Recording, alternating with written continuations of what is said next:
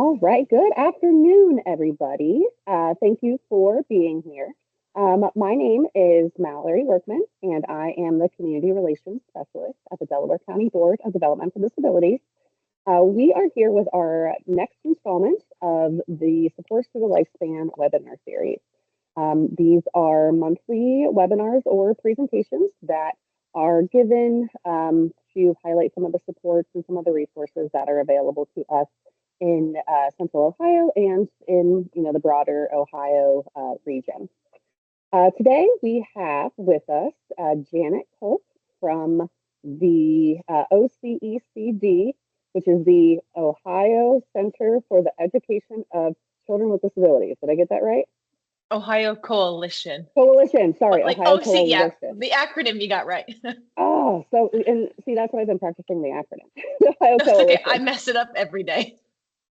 So Janet is the statewide intake information specialist and trainer. She wears many hats. She has a bachelor's degree in special education and is also working on her master's in STEAM. So she helps to, share with families and professionals the different resources and supports that the coalition offers. And I've been with the coalition since September of 2023. So I will pass off the mic to Janet. There is, just as to point out, in the chat, there is a Google form, a survey for folks that Janet would love if you could fill out while she's getting started, just to kind of see where your knowledge is. And then there will be, a survey after the fact, I believe, as well, correct? Sorry. Yes. Yeah, sorry. A moment. Sorry, you weren't ready for me. The first couple of questions are just basic knowledge, and then the couple of questions in the middle of the survey are just where you were before.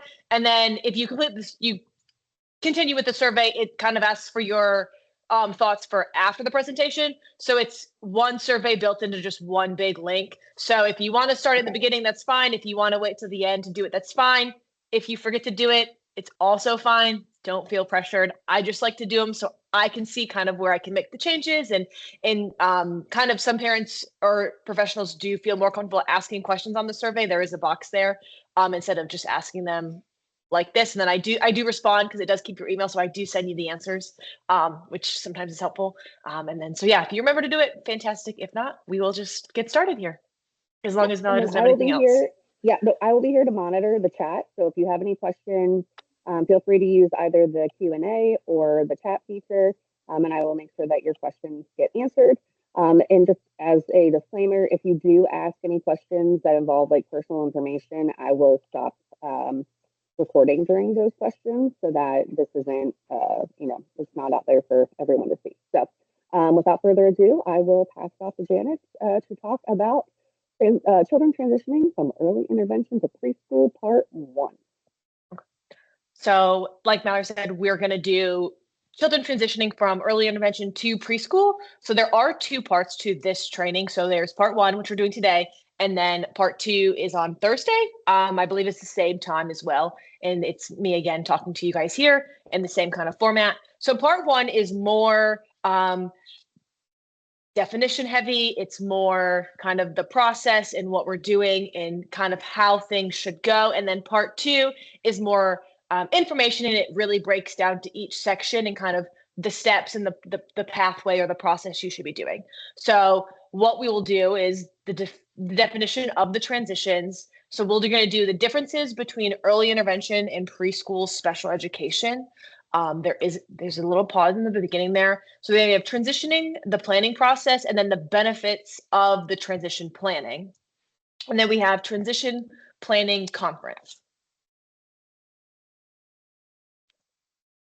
So, and then continuing on what we're going to learn, it's a little delayed here. So we have the evaluation for preschool. So that's something that you would do after the intervention. And then you have the special education evaluation. You have evaluation requirements is something that we're going to talk about. And that is who is involved in the process. And then the evaluation timelines that are in that process. And then we're going to talk about parent tips at the end. So the first thing we talk about is change. So what is transition? And per the Merriam-Webster book, we have a passage from one state, stage, subject, or place to another.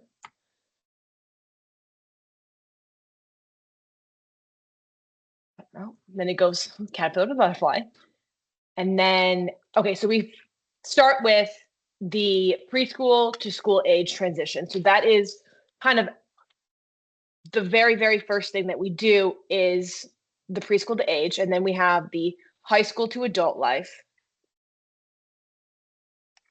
So then we have the differences between early intervention, which is our lovely acronym EI, and then we have preschool special education.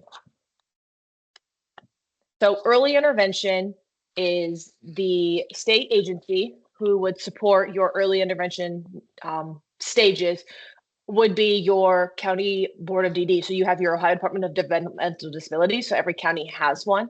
And those would be your people for that early intervention, for that very early support and services that are available to you and as a family with a student with a disability. And then you have your preschool special education. So that is a state agency, and that is your Ohio Department of Children and Youth. And then you have your early intervention. So that would be like a local agency of where you live, or maybe your school district. Some school districts that are like much larger might have one. So that's a lead agency for early intervention services in the county where the child resides. So it goes based off of your like location of where you live or your zip code. And then you have your preschool education. So that is a local agency. So that's the LEA, which is your local educational agency. And this is the school district where your child resides. So sometimes you go through your counties and then sometimes after that it's your district. Sometimes it can be both. I have seen both, just with bigger areas or smaller areas, usually more common. And this is where you would do like preschool and some of those early intervention stages. So then you have your early intervention, which starts from ages birth to 3 years old.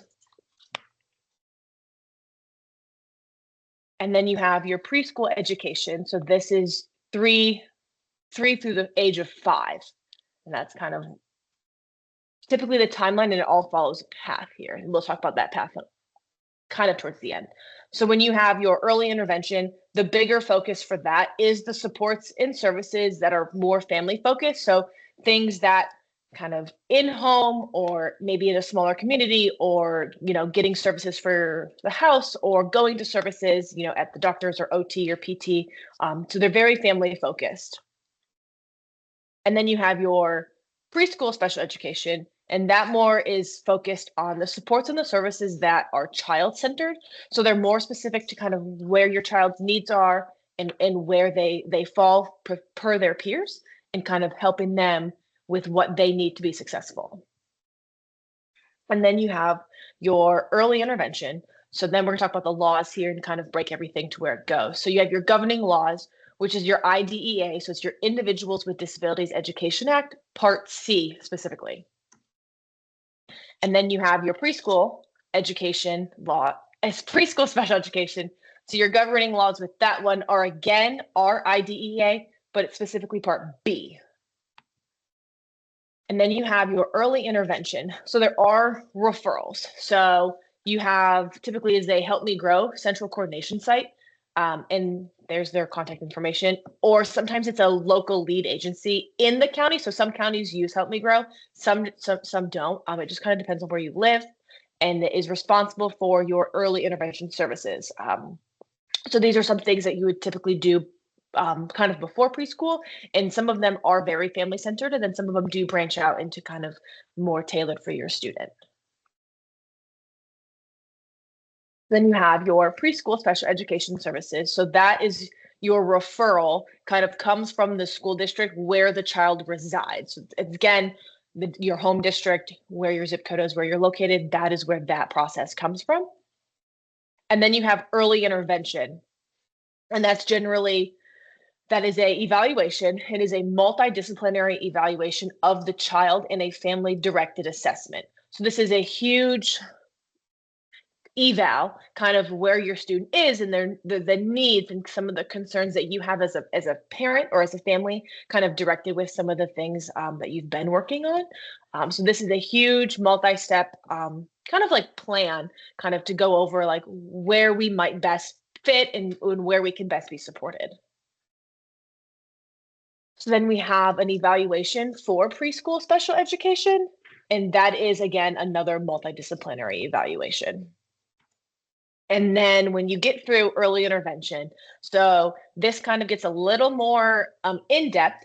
So you have a diagnosed condition likely to result in a developmental delay or a disability, and then you have documented a developmental delay. So you have the documents, and then you have a more kind of educational early intervention plan of eligibility.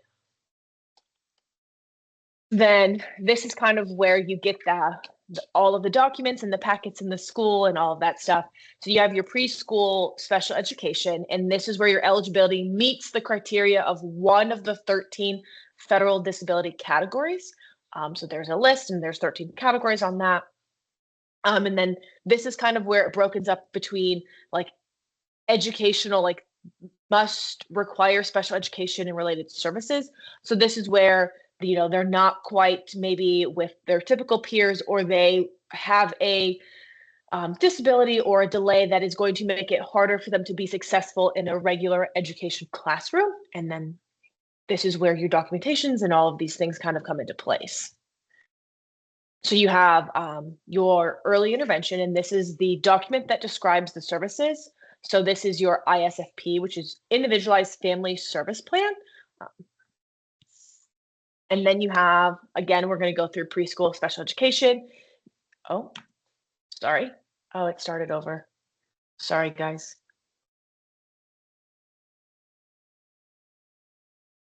Me.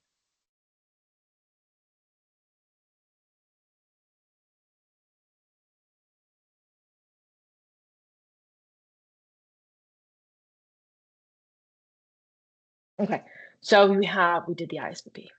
I accidentally press enter and it makes you go to the end. We're not done yet. So then you have your preschool special education. So this is a document that describes the services. So it's these services that are going to help your student succeed educationally. And that is your IEP. So that's the individualized education program. Then we have early intervention.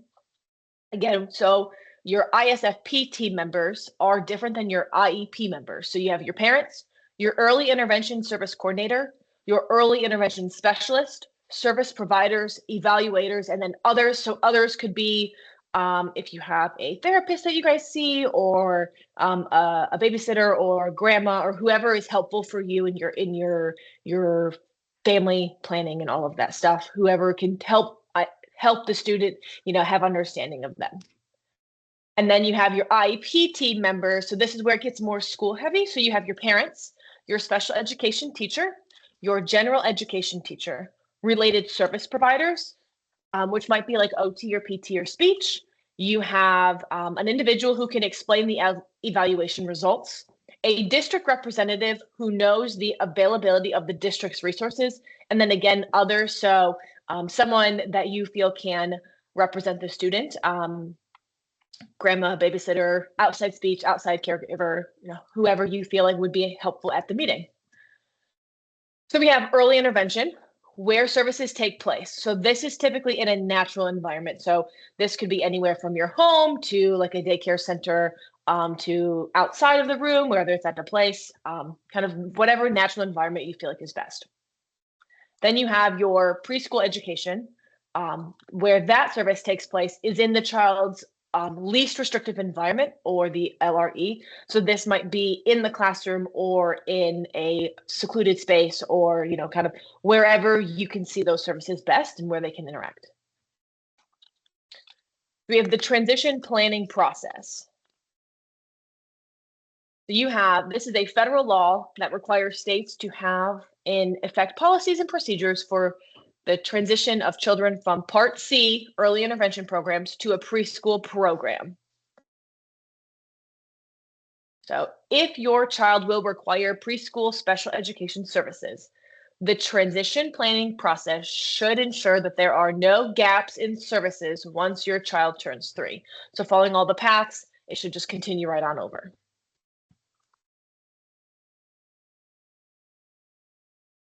The benefits of transition planning. So through the planning process, you should be able to meet the school's district representatives and learn more about preschool special education.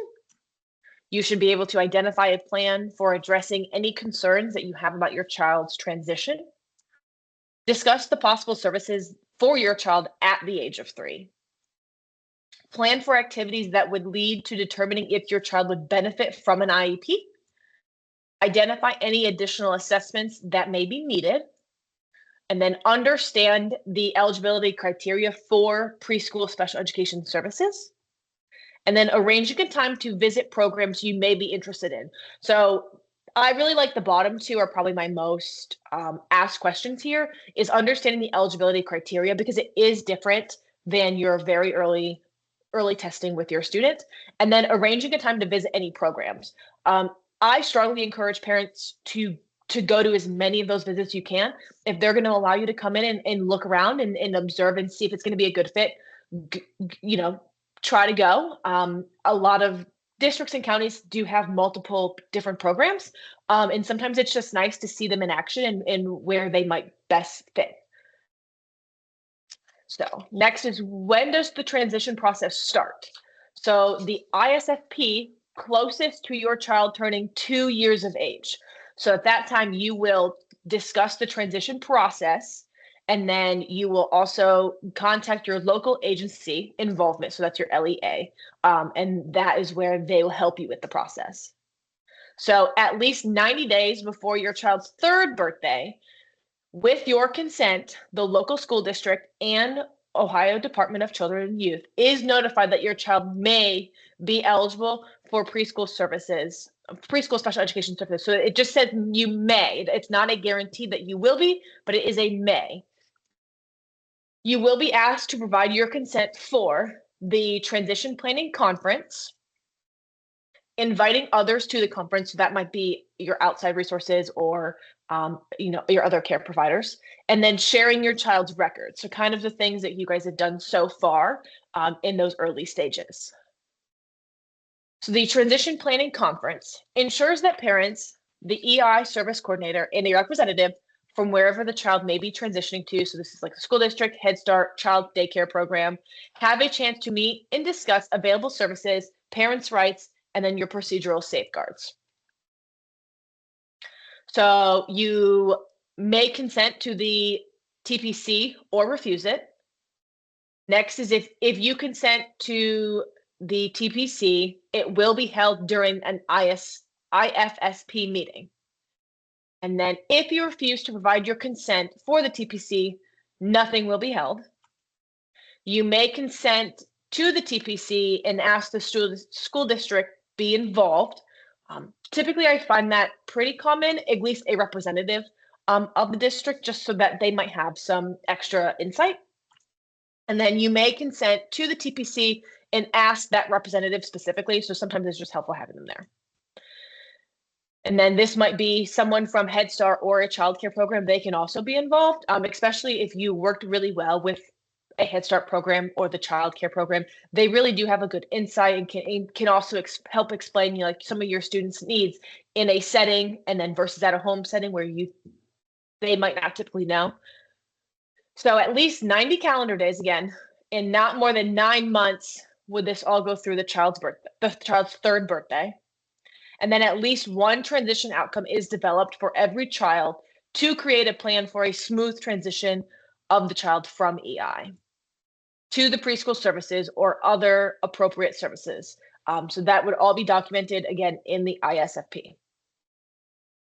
And then if your child is referred to early intervention 45 days or less before their 3rd birthday, and your child is suspected of being eligible for preschool special education services, you will be asked to consent to a referral being sent to the school district right away, or you can self-refer. So then this is the transition planning conference with school district involvement.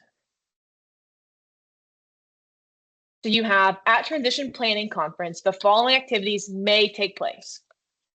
So the school district representative will provide you with a copy of the procedural safeguards notice and inform you of your due process and procedural safeguards under IDEA.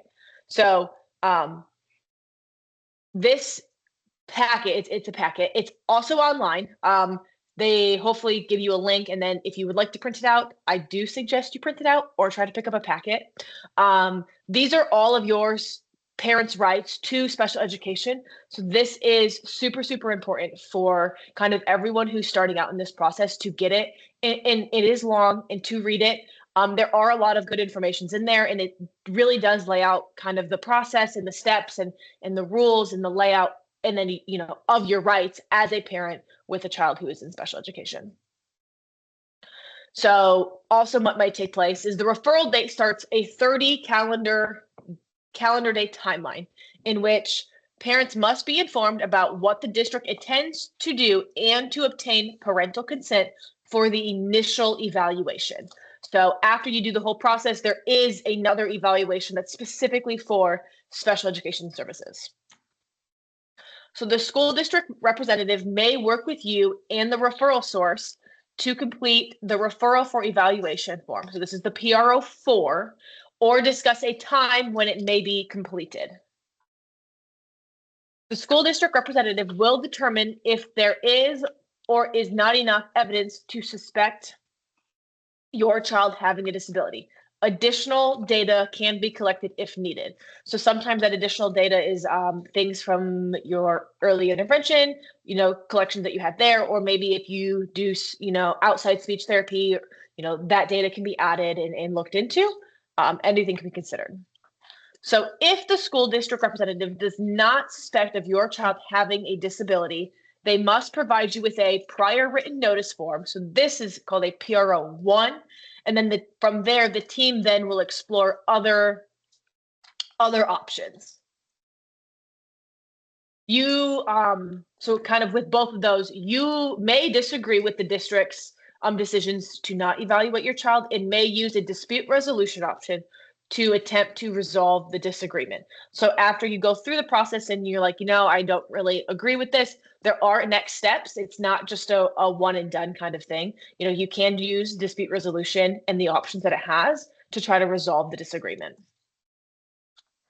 If the school district does suspect your child of having a disability, then they will provide you with a prior written notice, a PRO1, describing the district's intention to go forward with the evaluation. So this part is if the transition planning conference is held more than 3 months prior to your child's 3rd birthday, the school district representative may notify you in the PRO1 of the evaluation occurring closer to your child's 3rd birthday. So sometimes this does happen. If there's a few more things they wanted to look at, or if it's, you know, just cutting close, or if scheduling expenses, there's a couple of reasons, you know, just the 3-month rule. It is important, but sometimes, you know, things do kind of have to get pushed a little bit and occur later. So then you have your preschool special education evaluation. So this is the process used to gather information to help determine if your child has a disability requiring special education services. So it'd be your child's specific educational needs. Okay, so you have your evaluation requirements. So the Individuals with Disabilities IDEA does not permit screening to be used for evaluation purposes for the eligibility determination. Screenings can indicate the need for further assessment. So it's a full eval is what's done, not just a screening. No, and then you have no single source of information, such as a single measure or score, shall be used to determine if a preschool child is eligible or not eligible for special education services. The evaluation must use multiple sources of information gathered from parents, teachers, school psychologists, and the therapist. It could also include some of your outside resources. So if you do receive outside speech or outside physical therapy or occupational therapy, those evaluations you can send to the school and they can compare all of them and look into them and kind of get more data. They do use multiple methods of gathering information. So there is a lot of stuff that they go through, observations and testing and You have like try this and answering questions and things like that, interacting with your student. The evaluation should consider your child's performance in a different context and situation. So you have your at home, in a school setting, alone, and then with peers. So they do go through all of them. All students are different when they're at home and with their peers and versus at school within their peers, and then everything vice versa. The evaluation should also include the entire team in planning, conducting, interpreting results, family, teacher, school psychologist, and the therapist. Your evaluation requirements. Information should be collected from early intervention, structured observations in more than one setting and in multiple activities, the parent and or the child's caregiver. You have your rating scales, your anecdotal records, work sample, portfolio assessments, norm reference and criteria and reference assessments. A physical examination by a licensed medical doctor if your child's disability is primarily the result of a congenital or physical disability. A vision examination, so conducted by an eye specialist in cases where your child's disability is primarily the result of a visual impairment.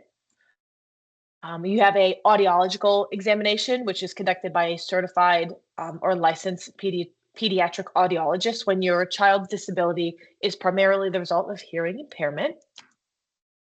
Your preschool special education evaluation. So it's an evaluation cannot be conducted without a evaluation planning meeting and a parent's informed written consent. So these two things have to happen before we can really start. This is kind of what it looks like. So it's a little different sometimes on the layout, but as a general, all the same information is here. So you have an evaluation planning is required piece of the evaluation process. So it's called an evaluation team report, and it's set up kind of has your district and your child's name, team chairperson, date of birth, some of like your more personal information would be up there, just making sure like that information is correct. And then they go through the checkbox, or sometimes they type in kind of what they did in the chart here, kind of what they did and the assessments they used, and then there is the signatures for both a school district rep, and then over here on the right you do see that it is a parent or guardian. So this is a face-to-face meeting, is not required. Kind of the use of COVID kind of helped with the virtual aspect. So sometimes now we do have like these meetings in a virtual aspect. It's kind of up to you and like the scheduling with the team and, well, what's easier, what can we kind of get scheduled fast.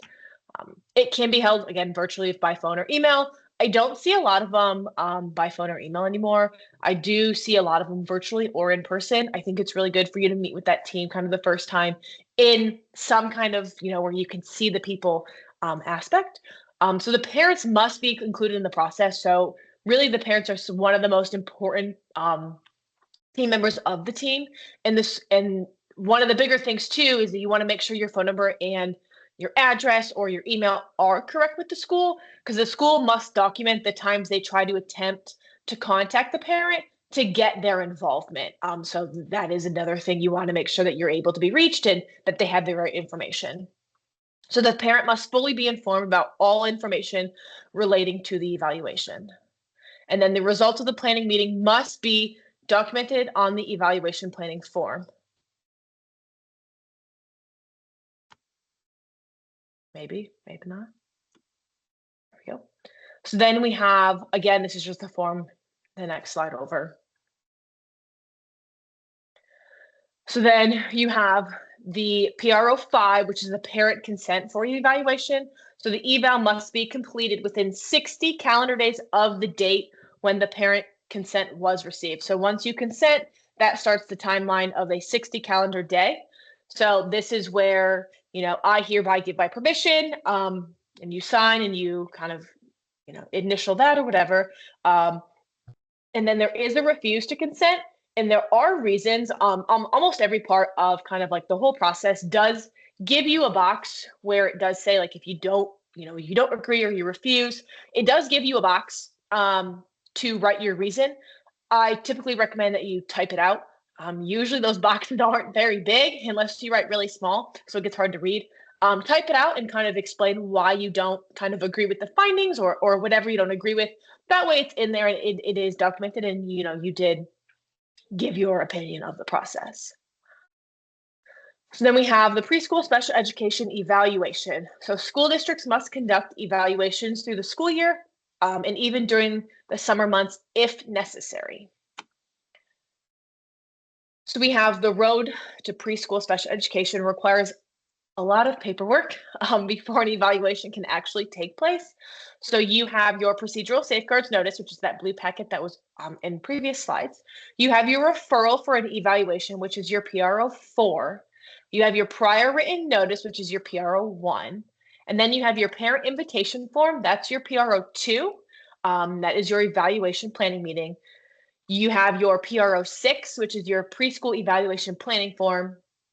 And then your PRO 5, which is the first slide that we have with the consent form, that is your consent for the eval. So the procedural safeguards does go through and kind of does explain some of these documents and kind of what they do, why they have the names they do, and then the numbers, I'm not sure. But they are very helpful to learn and understand, especially when you're in the very, very beginning process. So we're going to review. So you have the Big 10 is how we've kind of broke it up here. So you have 1, parent is asked to provide consent for the transition planning conference, notifying the school district, sharing records with the school district. Janet. Yes. Someone asked a question in the chat. Sorry to interrupt. Okay. No, it's okay. Go ahead. Is asking if there is a PR03. PR03. There is, and it's usually with students who how do I explain it? There is it's just later because the best way I can kind of think I can explain it is that once you've been identified for special education services, there are unfortunately different forms and they go in a different order. So you have your PRO numbers and they're just different. And that's not a great example, but there is a PRO3. It's just not in A, B, or C. That makes sense. Does that help with the question? Sorry, it's not a great. Okay, he said the gap in the number sequence stood out. But thank you. One more time. Oh, sorry. He just said that the gap in the number sequence just stood out to him. But he said thank you for answering. Okay, the gap, I don't know. I didn't make the numbers. So then you have 3. You have your parent consent to transition planning conferences held. And then step 4 is the school district gives parent copy of the procedural safeguards notice. That's that blue packet. And then the date of the referral is established. And paying attention to those dates are important. Referral for evaluation form, which PRO1, is completed in the 30-day calendar timeline begins once the date is set.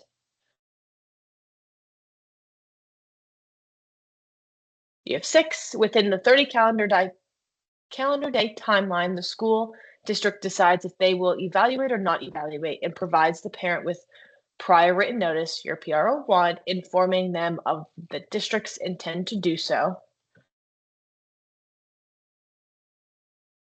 If the school district suspects a disability, a parent invitation form is sent inviting the parents to an evaluation planning meeting. The evaluation planning meeting is held and an evaluation planning meeting form is then completed. Within the 30 calendar day timeline, the parent is asked to sign the consent form. 60 calendar day timeline is to complete the evaluation begins on the date consent. And then your input is important. So I think a lot of times parents in the beginning process get very discouraged at oh, I don't know. You do know, and your input in that team is super, super, super important. So the tips no, go ahead. Sorry, we had another comment. I think a follow-up to the previous question, a comment that it may want to be explained that EI has their own forms that are numbered as well. So they do have their own form. So this is kind of the late the part 2 explains it more separately. So your PRO3 for this process and like where it's all linked is skipped because typically we don't see preschoolers. I guess there is always a story for a PRO3, which is like your suspension meetings are the PRO3s. So typically we don't see a preschool being up for expulsion in the process. If that, I think that didn't make sense, but if that helps, sorry, I don't know. It's hard to explain the differences without staring at the packet because the numbers are different. Okay. Sorry. Wonderful. No, it's okay. Thank you. We have the parent tips. So this is when they ask you for your input or the concerns that you have or the goals that you may have for your student. So think about their strengths, their needs, and then any concerns that you have. Your input gets put in every evaluation, and then gets also put in if your student does qualify for an IEP. Those do get transferred over and re-looked upon every year, and you can share the same things, or if your goals change or your concerns change, those get added. So always try to prioritize your concerns at what is the most important to you. Don't ever feel like the school can, oh, well, this might be better. Like, nope, hold firm with your concerns because they are valid and you know your student the best. Ask questions, so don't hesitate to request all of the information you need. So if you need a copy of something or if you need more clarity on this, I think it's super easy, like for professionals or teachers or kind of like the district representative to give you guys like the textbook definition. So always trying to be provided an example or in a different text where you can understand it because it does get hard. Kind of knowing the differences, and I think it makes parents feel like they don't know, but always ask for clarity. And then know about your program's options and like what is available. And then also not only in school availability, but what is available in your community. And then I highly suggest visiting those programs that you are interested in. Even if you feel like the one's not going to be a good fit, just go. They do have, a lot of them do have parent nights in the summer times to go look in things. And a lot of them are really great about if you wanted to go, after school or schedule a time that works for you guys to go visit the things that you're interested in. And then know about your rights and the rights to which your child is entitled. Consider obtaining parent-to-parent support. So some parents use us here at the Ohio Coalition. Some parents use a state support team. Some parents go with their county board of representatives. Some parents just take a friend. Some parents just take grandma or whoever, just to have someone there with you to help support. And kind of be there like where you feel like you invited them instead of it being an active team member. Your involvement makes the difference. So school personnel are the experts in education, and then you are the expert in your child. Okay, so then where to find the information? So starting on the left here, you have your special education rules of Ohio. So these are your operating standards of education of children with disabilities. And I'm going to share the PowerPoint with Mallory so you guys will be able to have all of these things. And then you have your Ohio Department of Children and Youth. So this can be found again on the Ohio Department of Youth and Children website. And they have all of the great links and program supports and things like that. Early intervention rules. So Ohio Early Intervention does have their own website with their own set of rules and their state and regulations, state and federal. And then there is an attachment to the email that Mallory will be sending that does have kind of the differences and then the differences between early intervention and special education. And then it breaks it up federally in the state. And then you also have your Ohio Early Intervention in the DODD website. Can be super helpful kind of in the early ages. And then a lot of those websites and links on that DODD website does help you in the future as your child grows and looks for jobs and things like that. A lot of the helps and supports can be found there. And then this is where part 2 would start. So as far as, okay, so part 2, which is Thursday, they're too long to kind of get into one big PowerPoint, and I don't want you guys to all sit here for hours. I do want there to be time to have questions. So part 2 is going to go over determining eligibility for preschool special education services. So what is required once that evaluation is complete? And then we'll talk about the IEP for preschoolers, and we'll talk about FAPE and the IEP components, who makes the decisions, when services must start, and then who is responsible for what. We do talk about the least restrictive environment. So we'll talk about what that is and then specifically what the laws require. And then we also talk about placement decisions. So there's different options for placements and then determining the best place for that child's least restrictive environment. And then here is just all about our stuff here at OCECD. We do go by counties here. So we do have a really great interactive map online, or you can call my cell phone number up there at the screen. It's extension 20. Once you dial the number, if you have questions or other things, then I think that is it for the sharing.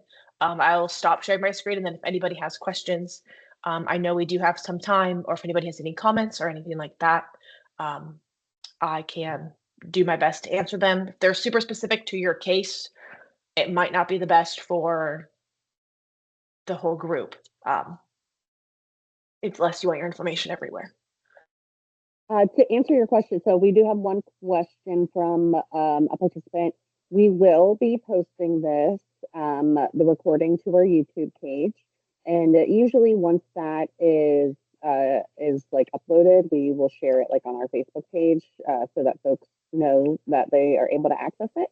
But we'll clean it up and make sure that the closed captions and everything are accurate, and we'll make sure folks know when that recording is up. Anyone else have any questions, comments? Thank you all so much for being here. And thank you, Janet, again for your expertise and for being willing to do not only one, but 2 webinars. I really appreciate you taking the time to do that. Last call for questions. Yes, then we'll sign off. And as a friendly reminder, then as Janet said, the next installment will be on Thursday, the 26th at 12, same time, same place here on Teams. And if you didn't have a chance to register for that one, it's in the the same registration description for this one. You'll be able to access the link for that. But if you are interested in attending that one, just make sure that you do register separately for that one because they are 2. I couldn't figure out how to have them on the same registration, so there are 2 unique registration links. And it looks like our chat is still clear. So thank you, Janet, again, and we will see everyone on Thursday. Have a good rest of your week. Stay warm. And have a good rest of your day.